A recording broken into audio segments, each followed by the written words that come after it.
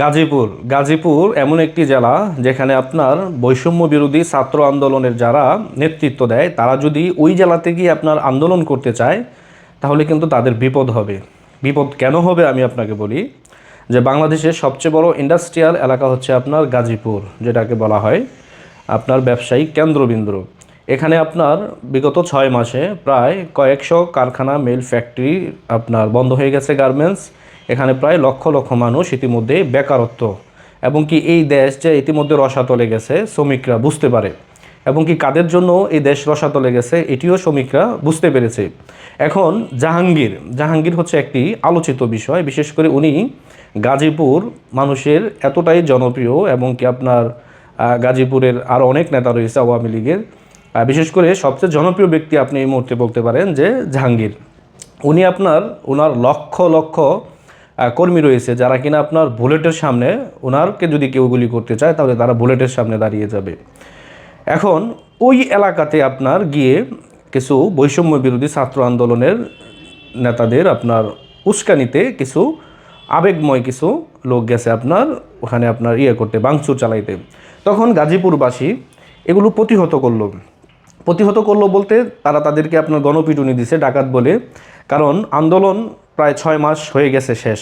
আন্দোলনের সময় আপনারা 5 তারিখে গোটা বাংলাদেশ জ্বালাও পুরাও, গোটা বাংলাদেশের ইন্ডাস্ট্রিয়াল যেই আওয়ামী লীগ নেতাদের গার্মেন্টসগুলো আপনারা লুট করেছেন, যেগুলো দিয়ে লক্ষ লক্ষ মানুষ রুটি রুজির ব্যবস্থা হতো। তারপরেও আপনাদের 6 মাস পরে কেন এত ক্ষোভ হলো, বা 6 মাস পরে কেন আপনারা এরকম ক্ষোভ জারতেছেন? আওয়ামী লীগ খারাপ, এজন্যই তো আওয়ামী লীগের পারলে আইনের মাধ্যমে তাদেরকে বিচার করেন, কিন্তু আপনাকে কেউ অধিকার দেয়নি যে আপনি কারো বিচার করবেন। তার মানে আপনি কারো উস্কানি পেয়ে আপনি একজনের বাড়িতে গিয়ে আপনি ভাঙচুর চালাবেন, আর জনগণ সেটা প্রতিহত করলে তারা সন্ত্রাসী হয়ে যাবেন, আপনারা সাধু হয়ে যাবেন। তার মানে ধরেই নিতে হবে যে এই দেশে বর্তমান কোনো আইন বিদ্যমান নেই। আইন আছে ঠিক, কিন্তু আইনের প্রয়োগ নেই, কিন্তু আইন নাই গিয়া বলতেই কিন্তু চলে।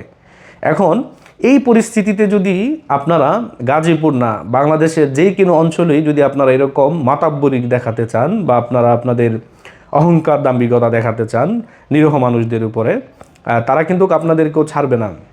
অনেকে ভাবতেছে কি যারা আওয়ামী লীগ করে তাদের উপরে হামলা চালাতে হবে, তাদের বাড়ি ঘরে লুটপাট করতে পারলে আপনারা বেহেশতে চলে যাবেন, এরকম কিন্তু ফতুয়া ইতিমধ্যে দিচ্ছে যারা আবেগী মুসলিম, অথচ ধর্ম সম্বন্ধে তাদের ন্যূনতম জ্ঞান তাদের নেই।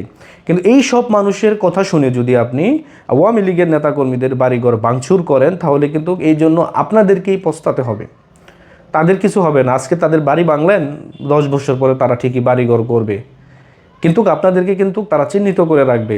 এই জন্য বলবো যে কারো উস্কানিতে আপনারা, গাজীপুর না বাংলাদেশের কোনো জেলাতেই আপনারা যায় না কারো উস্কানিতে, এগুলো আপনাদের জন্য বিপজ্জনক। ইতিমধ্যে গোটা বিশ্ব মিডিয়া কিন্তু আপনাদেরকে নিয়ে নিউজ করতেছে যে আপনারা টেরোরিস্ট, কিন্তু আপনারা গিয়েছিলেন সরকার পতন করার জন্য, আপনারা নতুন একটি রাষ্ট্র চেয়েছেন, কিন্তু 6 মাসে তো আপনাদের এগুলো গড়ার কথা ছিল, কিন্তু আপনারা তো সেগুলো ভাঙচুর করতেছেন। ইতিমধ্যে এগুলো আপনারা ভাঙচুর করতেছেন, তা আপনারা গড়লেন কোথায়? আপনারা তো সেই প্রতিহিংসাই দেখাচ্ছেন। তার মানে আওয়ামী লীগ যেটা দেখাইছে আপনারা সেটাই দেখাচ্ছেন। তাহলে আওয়ামী লীগ আর আপনাদের মধ্যে তো কিন্তু পার্থক্য রইল না।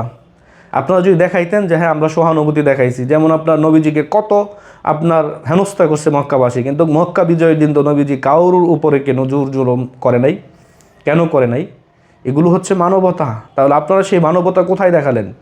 এগুলো তো আপনারা দেখান নাই। তার মানে আপনারা কী করলেন যে সে আওয়ামী লীগ করে তার পিড়া, তার বাড়িঘর ভাঙচুর কর, এগুলো হচ্ছে আপনাদের ধর্মের নিয়ম। আপনারা কোন ধর্মে বিশ্বাস করেন জানি না, কারণ আপনারা যদি ইসলাম ধর্মে বিশ্বাস করেন তাহলে এরকম মনোভাব কিন্তু আপনাদের ইয়াতে আসতো না। এই জন্য বলবো যে আপনারা এখনও সময় আছে যে নিজেদেরকে একটু শোধরান। আওয়ামী লীগ প্রায়শ্চিত্ত করে ফেলেছে, 5 তারিখের পর থেকেই 6 মাস অনেক লক্ষ লক্ষ নেতাকর্মীরা বাড়িতে নাই। তার মানে বুঝতে হবে তাদের প্রায়শ্চিত্ত হয়ে গেছে। এখন যদি আপনারা পাল্টা কোনো অ্যাকশনে যান তাহলে কিন্তু তাদের যখন দেয়ালে পিঠ থেকে যাবে তখন কিন্তু তারা আর আপনাদেরকে ছাড় দিবে না। তখন এই দেশে একটি গৃহযুদ্ধ শুরু হয়ে যাবে। তখন এই পরিস্থিতি সামাল দেওয়ার মতন ইউনূস সরকারের ক্ষমতা কিন্তু বাংলাদেশে নাই। আর বাংলাদেশে কিন্তু বর্তমান আইন শৃঙ্খলা বলতে বর্তমানে কিছু নাই। যারা আইনের প্রয়োগকারী সংস্থা তাদেরকে এখন কেউ মানে না। যদি মানতো তাহলে দেশের এই পরিস্থিতি হইতো না। তো সব কিছু বুঝে শুনে তারপর আপনারা কাজ করার চেষ্টা করবেন। ভালো থাকবেন। আসসালামু আলাইকুম।